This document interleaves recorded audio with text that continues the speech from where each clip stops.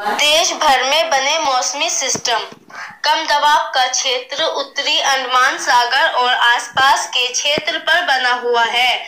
संबंध चक्रवाती परिसंचरण औसत समुद्र तल से 5.8 किमी तक फैला हुआ है। यह अगले 24 घंटों के दौरान एक अच्छी तरह से चिहित निर्म में और बाद में एक अवसाद में तेज हो सकता है। यह पश्चिम उत्तर पश्चिम दिशा में आगे बढ़ेगा और 18 नवंबर तक आंध्र प्रदेश के तट पर पहुंच सकता है। एक अन्य चक्रवाती हवाओं का क्षेत्र दक्षिण अंतरिक्ष कर्नाटक और उससे सतह उत्तरी अंतरिक्ष तमिलनाडु पर है। उत्तरी केरल तट पर कर्नाटक से दूर दक्षिण पूर्व और उससे सतह पूर्व मध्यम अरब सागर के ऊपर एक चक्रवाती परिसंचरण देखा जाता है।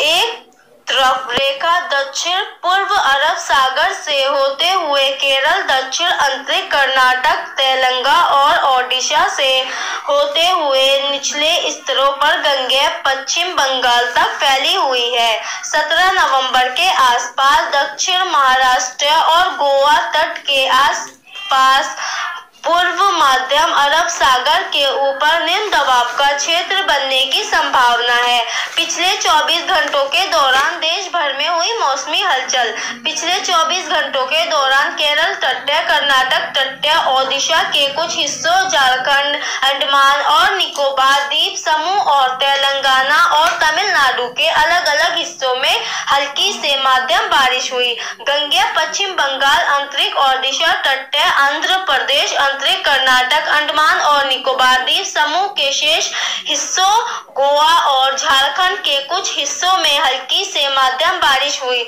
दक्षिण मध्यम महाराष्ट्र, दक्षिण कोंकण और गोवा, छत्तीसगढ़ और लक्षद्वीप के अलग-अलग हिस्सों में हल्की बारिश हुई। अगले 24 घंटों के दौरान मौसम की संभावित गतिविधि। अगले 24 घंटों के दौरान अंडमान और निकोबार द्वीप समूह, तमिलनाडु के कुछ हिस्सों, कर्नाटक, केरल और तटीय आंध्र प्रदेश के अलग-अलग हिस्सों में हल्की से मध्यम बारिश हो सकती है। छत्तीसगढ़ के ओडिशा भागों, तेलंगाना, लक्षद्वीप, दक्षिण मध्य महाराष्ट्र और दक्षिण कोंकण और गोवा में हल्की से मध्यम बारिश संभव है। झारखंड, गंगेय पश्चिम बंगाल, मणिपुर, विदर्भ और अरुणाचल प्रदेश के अलग-अलग हिस्सों में हल्की रेंज संभव है।